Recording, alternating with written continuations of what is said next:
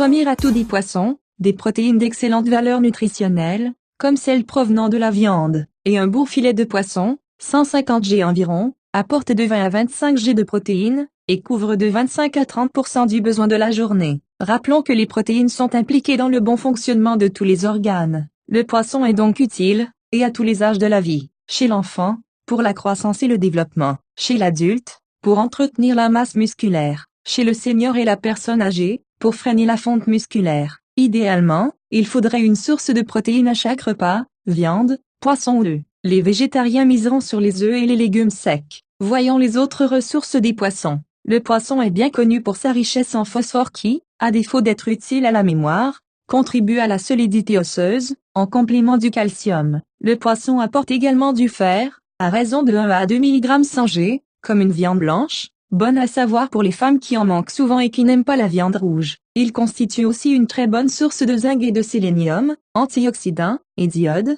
nécessaires à la glande thyroïde. Ces trois oligo-éléments, que l'on trouve surtout dans les produits de la mer, font souvent défaut dans l'alimentation des adultes et des enfants. Donc, vive le poisson. Les Français manquent d'oméga 3, ils en consomment en moyenne 1 G par jour, au lieu des 2 G nécessaires à une bonne prévention des maladies cardiovasculaires. Pour corriger en partie ce déficit, il est bon, et utile, de manger du poisson gras une fois par semaine, sardines, maquereaux, harengs, saumon. En réalité, les poissons gras sont les seuls aliments à contenir certains oméga 3, EPA. Les huiles de colza, de noix, de lin ou de cameline en apportent d'autres qui les compléteront très bien. Petit conseil pratique, accompagnez votre poisson gras d'une salade verte assaisonnée à l'huile de noix et de la vitamine D dans notre alimentation. Seuls les poissons gras peuvent nous apporter de la vitamine D en quantité aussi importante. Ce n'est pas pour rien que les pays d'Europe du Nord, peu ensoleillés, sont des grands consommateurs de saumon. Cela les sauve de la carence en vitamine D. Faisons-en autant, surtout en automne et en hiver,